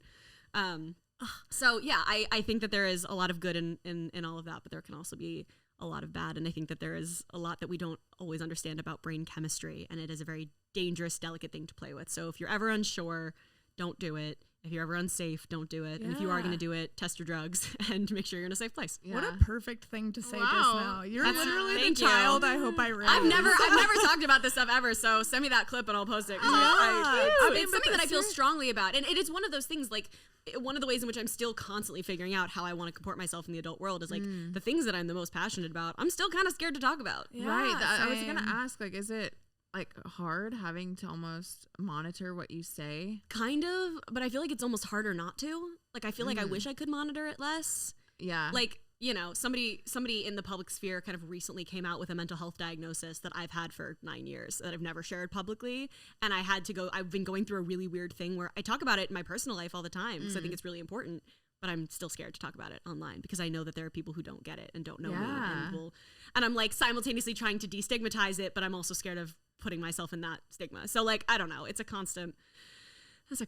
I think that was such a really good response though, and I was just like, damn, I hope I raise a kid like this. Thank you. Yeah. I appreciate that. And you have siblings? How many? No, it's just me. Just you. Just me, which I think is part of why I have the relationship with my parents that I do, because I've always had their undivided attention. Yeah, I'm very close with them. Damn. So what do they both do now? I know you mentioned your mom doing the suicidal hotline. Yeah, thing. so she volunteered with them for a really long time, and then Oh, so that's just volunteer. You don't even. no, that's just volunteer. Yeah. Wow. And then my dad is still disabled. He has an autoimmune disease, and his right arm is paralyzed. So he's got a lot of From the wreck. So it's actually not even you would assume it was a car accident, would you? It wasn't. He saved a drowning child in the ocean in a hurricane and got smashed by a wave. That's a whole story. What? Your And the parents little are girl's literally name like was sisters. Kira. Oh, really? Oh, wait, was it you? No, it wasn't me. Oh, I was like, what? No. twist? No, I was like 10. Oh my god. Who So yeah, are so these my people? I know, they're incredible. So my dad kind of does a lot of things. He deals with his health, and that takes a lot of his time. And chronic autoimmune things are hard because they're up and down. So when he is down, he is down. But when he is up, he does a lot of things. He was a photographer for a long time. He took all my headshots. He's my manager, one of my managers on the music side and the business side. So he, negotiates all my contracts with me and helps me handle money things and, helps me in my studio. He built my studio, so he helps run things, if my partner isn't around. He kind of just does whatever needs to be done. He co-ran an acting school for a while that I grew up in, and he built remote control planes Let's for a get minute. them And on. he bakes Fuck. sourdough bread. And Oh, wow, he cute. cooks. And Okay. I think So almost. are they kind of living like a retired life right now? kind of. I mean, they are, except for They the work. number of things that my dad helps me with on a Right. career side. Although I have taken on more people on my team now to try to relieve some of that. A, for his health, and B, because I want my dad You're to be able to expanding, enjoy his yeah. 60s and Yeah, yeah. not be. He's not quite 60 yet. He would kill me for saying that. Very, very close. So yeah, and we see them all the time. Like I said, my recording studio is, in their backyard, and so they take care of the dog, and I come over and we hang out, and they hang out with my boyfriend because they love him I more want to than have me. dinner with them. I Like, know, I'm getting that vibe. Jesus. I'm like, can we just go over there? They're a lot. It's like me times 30. What? Yeah, because we're New York Jews. We talk over each other. We're loud. There's 6 conversations happening at the table at once. Like, there's a lot of food being pushed on you. It's love. It's all good. My British boyfriend and his family had to adjust, though. I'll tell you that. And we both had. That was like the only thing that we've ever really had in the almost 3 years of our relationship of having to kind of understand a fundamental difference is that I grew up in a household where you talk over each other, and not just over each other, but it's a way of active listening. It's called it's called collaborative overlapping. Whoa. And it's something specifically found in the New York Ashkenazi Jewish ethnocentric linguistic community, where in order to show that we're actively listening, if something comes up that we have another question on, we basically kind of butt in with parentheticals. So you could be talking, and before you get to the next point, I'd be like, wait, but that was the guy from this thing? Okay, got it, I'm with you. Like, you kind of jump in. Yeah. And if somebody's trailing and you've already gotten their point, you kind of jump in because you go, okay, yes, you don't have to finish. I know what you're Yeah. saying, and you jump in. Now, he's in a family where, as I'm guessing you are based on your reaction right now, you talk until you're done talking. And then there's a moment of resonate silence. with the other one. You talk until you're done talking, and then there's a moment of silence, and then the next person shares. So much so that his family, literally family dinner, is like, you tell us about things. And then when you're done, okay, now you tell us about things. Like, it's a very sort of just a different style of communication. And so we would go to parties where he wouldn't talk very much. And in my mind, I'm going, okay, he doesn't want to talk. So I'm going to keep talking so that he doesn't feel that burden on him, and he'll talk when he's ready. And in his mind, he's like, she hasn't asked me anything. Nobody's asked me anything in 30 minutes. Like, Whoa. when do I get to talk? And I would kind of get mad, like not mad, but sad. I'd be like, why aren't you interacting with our friends? And he'd be like, well, why isn't anybody asking my opinion? And I was like, well, because we don't want to put you on the spot. Like, we just assume that you're comfortable and just talk. And so we've both kind of been learning. Like, I've learned how to kind of check in more often and ask more often and shut up more often. And he has learned to, I mean, he's starting to interrupt me now. I'm so proud. I'm so proud. Like, we'll be around the apartment and I'll be like, oh, honey, do you need to grab the, and he'll be like, oh, the new, yeah. Like, he'll jump in because he knows what I mean. And it makes me feel heard. And we've learned how to communicate in each other's styles. I'm still a lot for his parents every Christmas, but I'm learning. Well, that style of communicating, the first one, I can't remember what you said, but it reminds me of just having collaborative ADHD. overlapping. Collaborative overlapping reminds me of just myself and like having ADHD, and like her friend Tristan, who also has really bad ADHD. Like, whereas it might be a lot for her to kind of understand that when I talk to him, it's like back and forth, blah, blah, blah, blah, and like that idea, and then that idea. And it's just, I don't know, like it's hard for me to wait for someone to finish. I'm like, well, it's funny because when someone's talking, I have practiced not to interrupt someone, and I'll remember while they're talking, I'll ping it in my head. Okay, I want to ask this question. I want to bring up this. And then once they're done, I'm like, okay, I have 3 things. Yeah.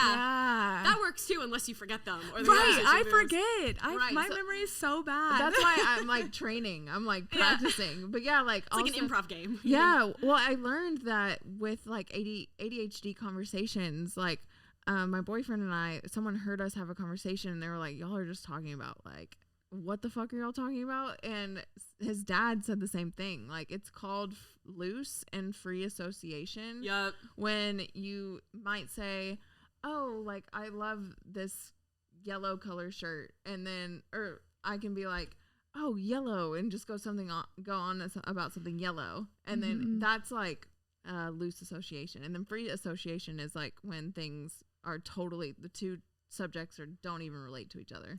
You know what's another interesting to do that to you right now? Another interesting disconnect that I found in cases of, you know, ethnic background, in cases of neurodivergence, like the whole thing of when somebody tries to empathize by telling a story about themselves, and how with some people that registers as, you're not listening to me, why do you only want to talk about you? Right. And with some people that registers as, oh, you heard me enough to be able to relate it to your own experience. Yes. And that's something I've like always been, I tried to be very conscious of when talking to people, is trying to figure out if they're the kind of person where, you know, if a friend comes to me with something that their boyfriend did, whatever, there are some people where I'm going to want to say like, oh my gosh, okay, the same thing happened to me with this person, and this is how I dealt with it. You're doing great. And for some people, that will be great and exactly what they need to hear. And for some people, they'll be like, oh my God, why are you talking about yourself? That's and I've had to try to learn like true. how to spot like, what do you need in this Read moment? the room, Right. Yeah. Wow. Yeah. That's interesting. so true. Sometimes I've just called Cameron and I'll be like, I just need to talk right now. Like, I don't really need your advice.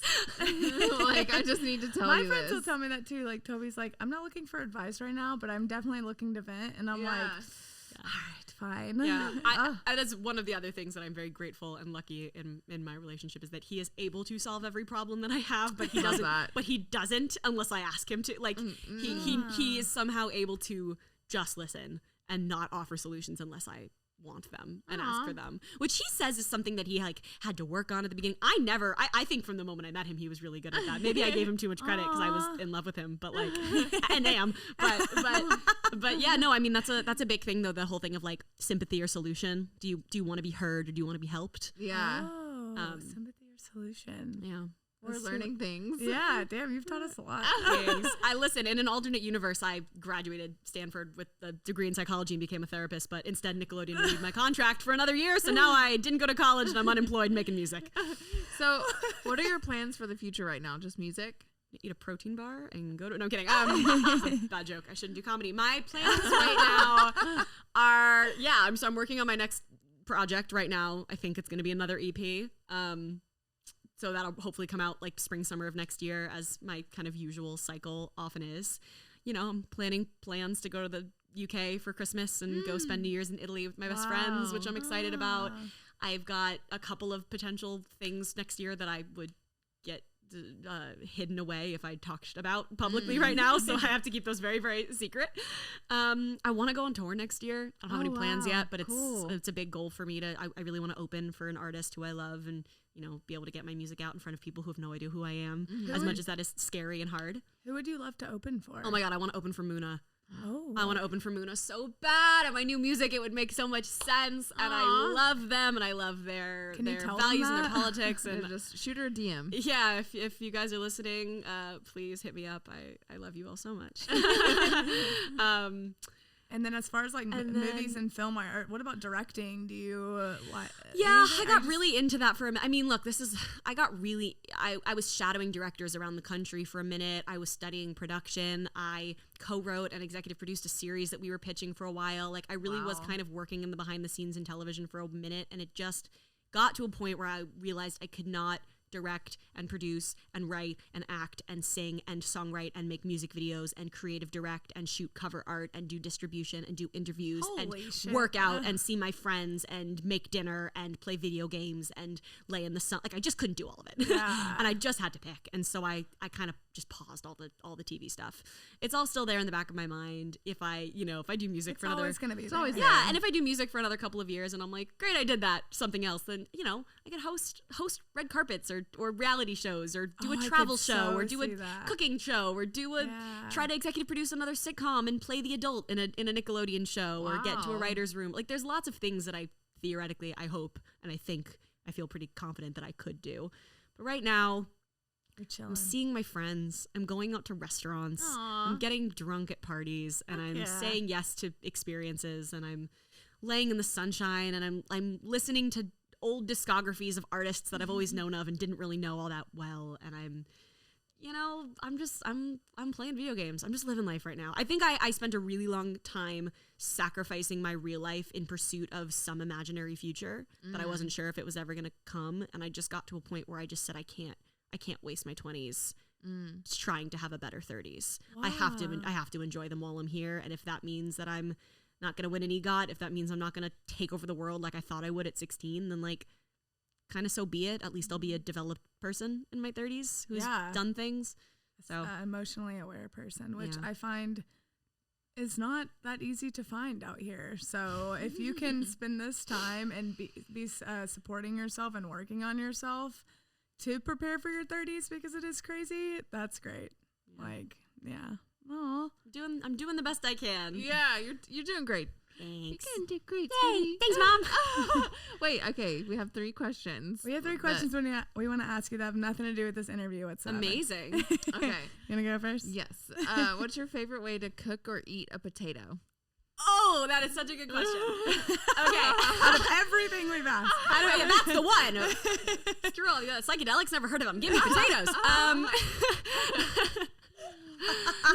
I am a hoe for a sweet potato. I live and die by the sweet potato. I will take a full sweet potato and bake it, put a little maple syrup, a little butter, a little cinnamon, a little salt, so good. crunchy, flaky salt, which is like my number one tip in the kitchen. Get good salt. Get good like finishing kosher, salt. Like thick, thick, yes. flaky crystals. That's what I think it's my drug of choice is crystal salt.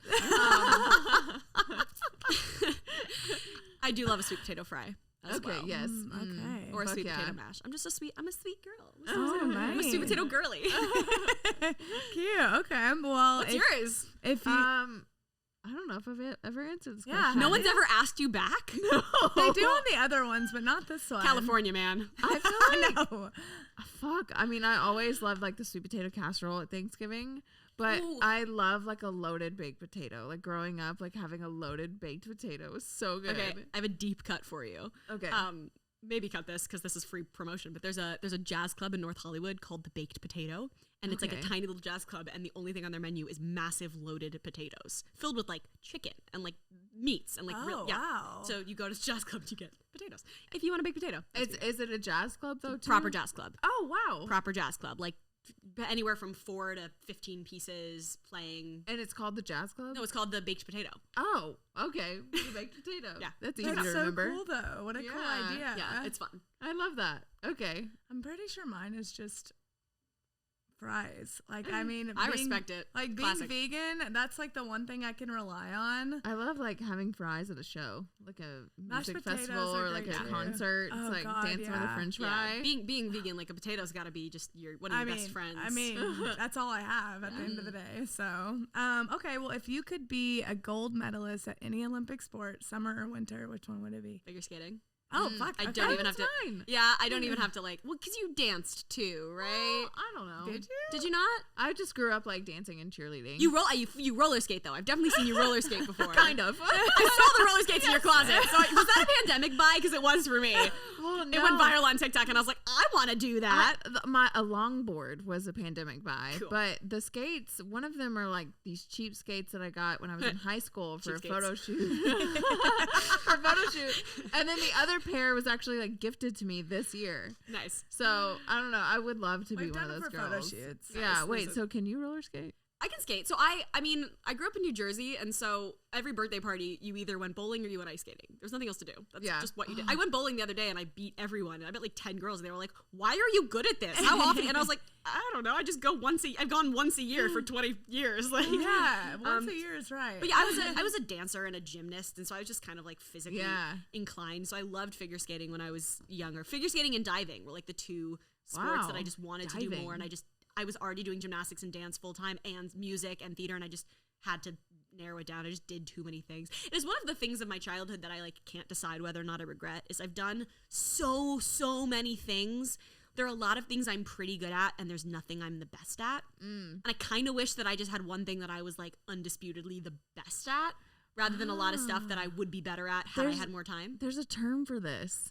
God. Multi well-rounded. passionate, multidisciplinary. No, fuck. Busy. Yeah, I don't know. There's like a term for people like that you're good at everything and you're interested in everything, but like your brain just goes to the next one. Or like you know a little about a lot. Jack of all trades, master of none, but still better off than a master of one. Oh. wow. So that's one of those phrases. Again, it's something. There's a word for this, and I don't remember what. There are a bunch of aphorisms that we only know the first half of, and when you put the back half on, it actually means the opposite. Like we think that it's blood is thicker than water, meaning family over everything, but it's actually the blood of the covenant is thicker than the water of the womb, meaning that like your chosen family is more important than your real family. Oh, well, what the fuck? I don't know. These could also be false fun facts that I've learned, but I've seen all of this. Wow, I like these fun But facts. that's one of them. Like people say, like, oh, jack of all trades, master of none. Like, would it be better if you were a master of one? But no, it's not. Oh, yeah. But is it? Maybe. Would I No, rather be Michael Phelps or Jacob Collier and just be the best? I think I would Maybe. rather like to know a lot of things. Yeah. Because there's a lot of beautiful things. And, I like, don't know fun because things. I'm not good at a lot, but I am good at photography, and I would be really sad if I wasn't really good at this. Yeah. Well, everybody has their thing though. Well, but if like a thing. Right, because I'm not talking about being pretty good. I'm talking about being the best. Are we wearing the same ring? I thought the same thing too. Oh my god, cute. Is it close to it? Yeah, mine just has like little thingy on it. Wow. hers Where's is your just from? like Do you hers know? is like Mine's nice. from Kendra Scott. I don't know. It's from my mommy. Very cute. I love it. Yeah. Sorry, what was your question? Well, we have One more. You got it. I asked this one. You can answer this in kind of what you said earlier. Okay. But would you rather smoke weed on the beach or trip on psychedelics in the desert? In a make-believe world. Yeah. You know. Make believe. Yes, I don't know. Like You can just. what's funny is that like I'm not a beach. So here's the thing: if you had said forest instead of desert, it would have been no question. Oh, I'm a forest person. I'm a forest girl more than like a desert or a beach girl. Like I feel much more Same. rejuvenated by like the mountains and the cool air. We might need to change that for season 3. Yeah, that's great because I resonate with the forest more too. I want 10%. I'm just kidding. Spoken like a true LA girl. LA, baby. Okay, so yeah, damn. Okay, well you can modify this however you want. Like it could be whatever. We've had people switch it up and be like, I would rather trip on the desert. Trip in the Whoa. desert. So No, trip on the beach. or trip in the beach. Trip on the beach instead of smoking in the on the Yeah. beach. Yeah, yeah. You guys wonder why I'm like this? It's because my whole childhood, whenever my friends would come over and talk about any drug, my dad would be like, Kira's mother and I drink mushroom tea on the beach in Jamaica, and look at our custom-made pipe that has people having sex on it. Look how cool we are. Like, my parents have always been very, I love like, them. Yeah. Wow. They're great. God, they are literally how I want to be as a parent. Yeah. Would you? I think I. Did What's you yours? Did you wait? My answer is neither. I want to go to the Okay. forest. Well, did There you you go. like being a only child? yeah. Okay. I did. Actually, I think I really did because I think my mom had me at like 36. She was like already getting, by the time I was like 4 or 5, she kind of was like, okay, I need to decide now if I'm going to have more kids. And it was kind of like, how would you feel about having like a sibling or like a foster kid? And I was like, what? Why? No. What? Absolutely not. I liked my peace and quiet. I liked having my own kind of control of my timing in my life. And I was very close with my parents, and I had a lot of that kind of, like I said, undivided attention. So I definitely think as I get older, I do see the value in having siblings. And I think it's going to be hard when my parents are old and I don't have a family, because I don't have a big family in general. I don't have a lot of cousins. I don't have a lot of like big family. I have a lot of chosen family, but like not biological. So I do think I see now potentially the value, but I also know my life wouldn't have been, the same. We wouldn't have moved to LA. That's for sure. I wouldn't have this job. I wouldn't have this life. I knew so many kids, when I was like young in high school in LA, where mom and dad and 2 kids, and one of the kid wanted to be an actor, and that kid would come out with one parent and the other parent would stay home with the other kid, and that family was just split up and would be like that for 5 years. And if it didn't work out, or even if it did, that family was kind of irreconcilably split. The families had different experiences, different friends, different jokes, different lives, and it just tore. And most of the time I saw those parents then get divorced, and like it was something that I saw so frequently, something that I'm really grateful didn't happen to my family. Wow. So I think in that way. And I also feel very lucky that my parents were able to come out here together with me, that I didn't have to come out, on my own. So wow, that's so true. Wow. Yeah. Cool. I wanted your story. I Because know. as a little girl, I was like, Dad, please. Did you have siblings? Yeah, I had 2 older sisters. They're twins. Whoa. Yeah, and I feel like I'm the only creative. Well, I think we're all creative, but in the creative as far as like working. Are they identical or fraternal? Fraternal. Okay. Yeah. Did they have like a super tight like twin thing? Did you ever kind of feel like you couldn't like get into that? It was funny because when you have like there's 3 of you, you switch from like 2 of you buddy up, and then you switch, and one is always left out. We're always fighting about clothes. Like, Right. What was the age difference? Just 1 year. Oh, wow. Yeah, Right. so always fighting about clothes, and it was really nice to like always see them in school. They'd help me with my homework, like. But yeah, it was weird because like as sisters, like they kind of had different friend groups, and like one was like in the more popular crowd. Interesting. And then would kind of like not pick on the other sister, but it was just an interesting dynamic. Like, okay, wait, I have to ask. I know we have to like wrap this podcast up, but I'm just having such a lovely time. No, it's so wait, great. I'm always curious when I like talk to adult people, which is most of the people that I talk to. What like archetype were you in school? Like, what was your group in high school? Like, did you have a group that you hung out with? Were you a floater? Were you with the nerds, the music kids, the creative kids? Like, What's a floater? yeah, what is the floater? Like you could hang out with you kind of everybody. like I was a floater. Like I didn't Yeah. ever have like a group that was my group until very, very recently. I always could just kind of pop in and out, which again, it's like the multi-passionate thing. It's nice to be able to hang out with lots of different people, but you never really feel like you belong. Right. Yes. Yeah, Okay. exactly. I guess I would resonate with the floater. Like, I don't know. I mean, I definitely had like, I had like a best friend and like 2 other close ones, and then like friends. But I don't know. When it got to like my junior and senior year, like I felt like I was just floating, and I would eat lunch alone in the bathroom. I ate lunch in my math teacher's room with my math teacher, so I feel that. Yeah, like I just didn't feel like I really like fit in. Yeah. So it was very easy for me to come out here when I was 18, because I was like, bye. Yeah. That's really impressive that you just like did that on your own. I was like At a 18. sports person. I I still was would like, do a sleepover at 18. I would like be going to like, I was on varsity for softball, but then go sick. hang out with the hippies after, and then Hang out with the hippies, she says. I didn't smoke or do anything. I didn't smoke until I was 25. Wow. And I didn't really Whoa. start drinking until I was 27 when I started remodeling my home. Whoa.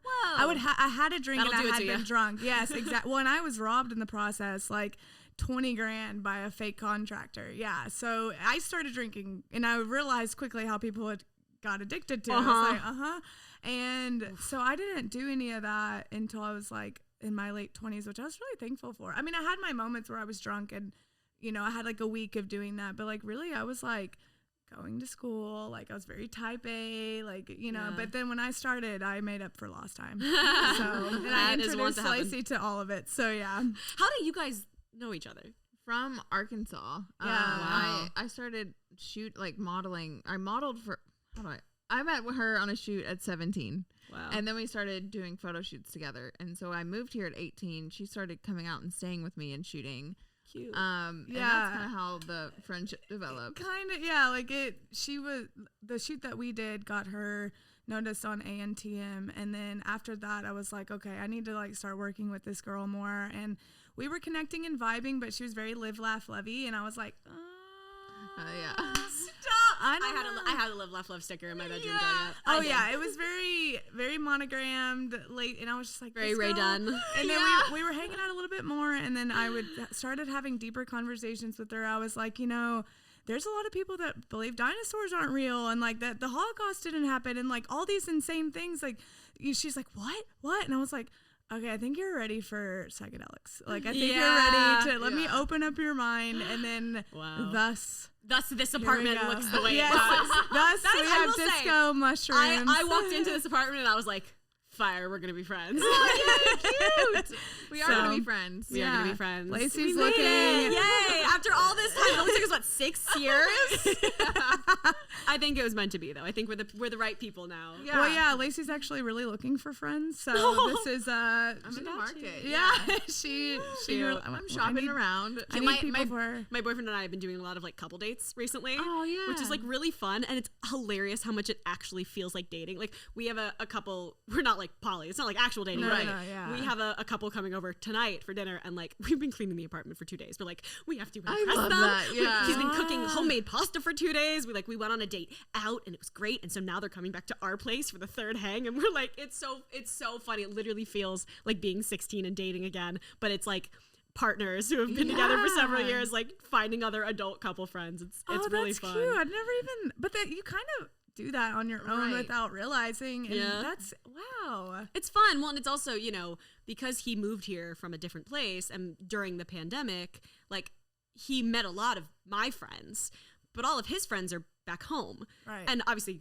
all of my friends who knew me first, everyone likes him more than me because he's just the best person. But like, it's fun to be making friends together of people who met us at the same point in our lives at the same time. And it's a fun opportunity to get to sort of like present. I feel you learn a lot about yourself when you meet new people. As you present yourself. Mm-hmm. So yeah, it's it's cool been that fun. you guys are prioritizing. Couples are fun. We really are. Cameron was like more couples. Like he wants to be around more couples, which I agree. Yeah, it's fun. Well, I feel like a friend in a relationship. Being in being in that like I don't know late 20s, early 30s is like there really is a shift. Not to be all I just turned 25 on you, but there really is a shift because like you're kind of graduating being a teenager in your early 20s. Yeah, and then this shift happens. Like all of my friends are getting married. A lot of my friends are starting to talk about kids in a very serious way. Like people are starting to talk about, do we buy a house? Do I stop trying to be in the entertainment industry? I think especially in LA, 25 to 35 is like a really interesting, weird phase. And so it's just nice to kind of have that conversation friends. Continues to keep happening. Oh, I'm sure. Oh man. I'm sure. Do you guys, not to like pull this on you, do you guys want kids? Yeah. Badly? It's like, you're a little bit older than me, and I am not in a position where I'm like, I want a child. Like I can't speak for me like wanting one right now. Like I'm like, I think I do. Like I think I will. Yeah, but I'm like, exactly. I'll just maybe when I get older we'll figure that out. But I'm like, I think. Yeah. But it's like there's literally no desire right now. Like it's not an impulse in me. Well, being 31, like I have to start thinking about that a little bit more. And I come from a big family, and I'm the oldest of like 4, there's 5 of us total. And I have this weird fear lately, which I've kind of openly talked about this with my partner. Like I want children, but I'm so scared of after the fact that being my identity, like mom being your identity. Like, will I be less attractive? Like, but then I have this like fire under my ass to be like, wait, I'm so not the type of person that can ever sit still that I don't think that having a kid will stop that. I want to be the type of mom that you have, the kid has to keep up with me and like we're doing everything together. And like, I have this like image that I want to prove to myself that I can do, this type of mom that I can be. Mm-hmm. And also I feel very responsible for having put this much work into myself emotionally and mentally that I absolutely need to create another little person like this to keep going on. Like a lot of people aren't. I mean, we need more emotionally aware people. Yeah. And like, like, so I have this responsibility that I feel like I need to raise a little army of good people, We so need sweet. to. No, I know. I feel that. I'm like constantly torn between like, I feel ethically horrible about unwillingly bringing a person into this world. How dare I? And on the other hand, like, life is the most beautiful thing. Let me at least try to bring some good people into it. Yeah. But I feel the same way. I'm like, what's funny is that I always thought I didn't want kids, like, pretty strongly. But it wasn't until I had a partner that I was like, well, if they're gonna be a little like, now maybe and if you're gonna be raising them, like, now I get it. My dad definitely wants a grandkid. He's not pushing me because he's not, I'm busy and like 25 and like, I think we'll probably do it in 10 years if at all, but he's definitely ready. So he's definitely starting to like make jokes about it. It's weird to be at an age now where if I got pregnant, people wouldn't go, oh no. Right. Like I had to buy a pregnancy test recently. Woo, I wasn't pregnant, yay. But like as I was checking out, I had this thing. I was like, oh my God, he's gonna judge me for being a potential teen parent, and he's gonna know that. And then I was like, wait. This is normal. I was like, this man sees me and my partner check out every day. He could think we're trying for all he knows. I think that people my age are on their third kid, like desperate to have their third kid. I always think that, so like, I've had to buy one a couple times. I'm like, oh, are they judging me? Literally, it was awful too because I couldn't just buy it. I had to bring the coupon, and then he had to go to the thing and unlock it, and then he comes back and he's like, "Hun, they don't have this one. What kind do you want?" And I'm like, "I don't know, just like whatever." Whatever tells you an answer. And he's like, "I'm sorry, you have to tell me which one." I was like, "Oh my God, oh dear, just pick one. I don't care." Clear blue. Yeah, literally. I was like, "Oh, that one. Thank you." Wow. I was so embarrassed, and then I was like, "But yeah, that happens all the time though. I get embarrassed buying things that I'm like, no." I shouldn't be embarrassed to buy tampons. I'm a human being with a human body, but it's still just like, oh, no. Yeah, I had to buy a pregnancy test in a very small town. Oof. Where everybody knows everything and everybody. And that's the only time I felt uncomfortable with it. But yeah. In a big city, it's like, who cares? Yeah. I think I might be an old mom. I think there's something in your eye and I see it. Oh no, I think you just got it, but I've been seeing it every time you look at me. Well, that's great. Have you seen Don't Worry, Darling? Yes. Okay, Yes. Never mind. Good. Wait. I was gonna say I won't spoil it then. Oh, yeah, don't. Yeah. Because I really want to see it. So I thought it was really good. I'm seeing Harry Styles in concert this weekend. Cute. Oh, here? Yeah. Wow. So excited. I'm so freaking excited. I've never seen him before. Yeah, I've never seen him before. So. I'm in my concert era right now because as a kid I like loved music, but I never went to concerts. I never thought of that as just like something you could do for whatever reason. It just like wasn't really on my radar. And now that it's like my whole entire job, and I'm like putting my own show together, I'm trying to like it's like homework. Yeah, literally. I mean, it goes on the business card. Like I'm going to work. Like I need to study and do research and like see what these other shows are like. But I think it's also because I go to so many friends shows in LA, like constantly. All my friends in the up and coming like music world are playing little venues around LA, and you go and you support. But it's 100 people in a room playing music that you probably don't know, and you're there to support. A show. Well, it's not someone you're a fan of, and it's not like a show. And recently I went to a couple of shows of like artists I was actually a fan of, and I was like, oh, this is why I got into music. Like this feeling, this absolutely, is I forgot what it feels like for someone to walk out on stage and just burst into tears. Like, and I was on TV for 10 years. I shouldn't give a shit, but like it doesn't matter. Like if somebody meant something to you at an important part of your life, that music starts playing, and you're just. It just consumes you, and it's magical and beautiful. So I'm trying to go start seeing some artists now while I can. Cool. Well, before we wrap this up, I want to talk about this. Did you see in in China or somewhere where the screen fell on the backup dancers? Oh yes. And what? Like no. Okay. Well, anyway, that's a video to watch. That's a fear, and I was like, do you have any fears while performing? Like. Maybe not related to being severed in half. But. No, I mean my fear when performing is just not being perfect because I just hold myself to an impossible standard and want everything to be perfect all the time. I'm working on letting go of that. But no, I haven't thought. Well, now it is. So thanks for that. I'm gonna go now. With that just lovely in my mind as I drive home. It's an amazing way to end this interview. Well, okay. We tell our audience where we can find you. Oh my gosh, yes. Okay. Hi. I'm Kira. Nice to meet you. That's probably so disconcerting if you've been watching this interview the whole time and then all of a sudden I just break the fourth wall. Hi. Hi. We can just use that. Okay, I'm Kira Kosarin. That's my name. I'm basically Kira Kosarin all over the internet, so for stupid jokes, find me on Twitter. And, like, announcements. I'm a professional person as well. Twitter's Kira Kosarin. TikTok is Kira Kosarin. Instagram is Kira Kosarin. I think I have a professional Facebook that I haven't looked at in a year. Everything linked below. Yeah, just, tap the, smash that subscribe and hit the bell. Smash the subscribe. Smash the subscribe. Hey, what's up, you guys? Oh my God. Smash that subscribe. But yeah, please do come find me on the internet. That would be great. If you're nice and not. Yeah, say hi. Yes. Well, cool. Thank you guys so much for listening. This was such a fun episode. thanks really for Yeah. literally, you just kind of led that whole interview. Thank you. Yeah, you're great at what you do. If there's Yeah. one thing I can do, it's talk a lot. Yeah, thank you for spending the time with us. Seriously, it's Yeah. been nice meeting you. It's Oh been my awesome meeting you gosh. guys. Yeah. We'll hang out more. We'll have a little couple 3-way date. Hey, Wait.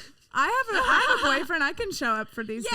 Yeah. Yes, there we go. Yeah, we're all with someone, so this is great. Listen, you and I apparently need to share some stories. I know. So we can, we're gonna turn this little your mic do. off and get to work. All right, guys.